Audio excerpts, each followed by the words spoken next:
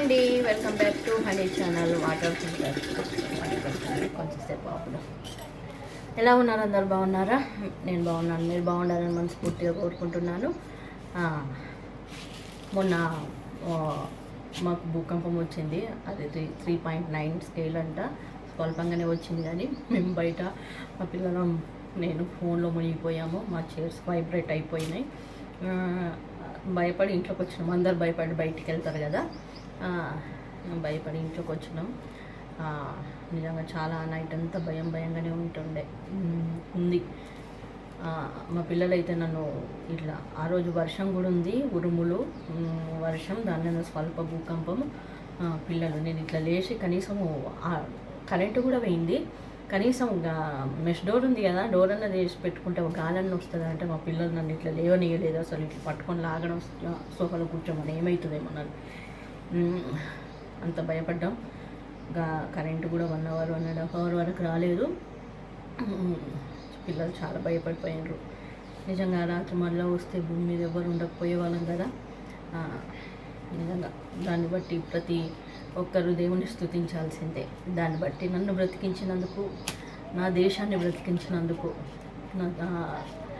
నా బంధుమిత్రులని, నా కన్న వాళ్ళని, నా అన్నదమ్ములని, నా స్నేహితులని, నా ఇరుపొరు వాళ్ళని బ్రతికించినందుకు చిన్న స్తుతి పాట. ఓకేనా?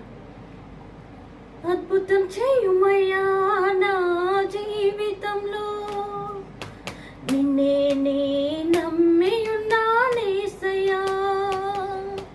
అద్భుతం చేయుమయ్యా నా జీవితంలో, నిన్నే నే నమ్మియున్నానేసయ్యా.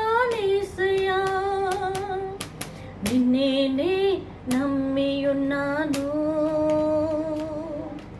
నీ వంటి వారు ఎవరయ్యా? నిన్నే నే నమ్ముకున్నాను. నీ వంటి వారు లేరయ్యా.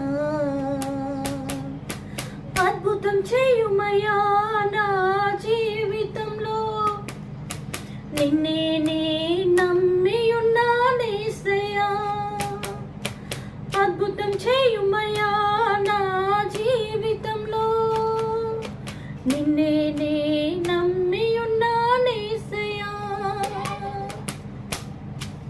నన్ను బ్రతికించినందుకు దేవునికి నేను స్తుతి పాట పాడుతున్నా. మీరు ఏ విధంగా పాడుతారో మీరు కూడా ఖచ్చితంగా ప్రేయర్ చేసుకోవాలి.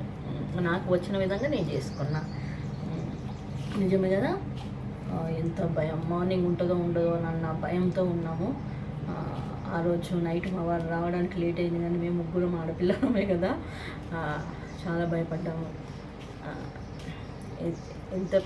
ఏదేమైనప్పటికీ దేవుడు మన అందరినీ కాపాడినాడు కాబట్టి దేవునికి ఎట్లా థ్యాంక్స్ చెప్పాల్సిందే. Like and share and subscribe మీ. Bye everyone. బాయ్.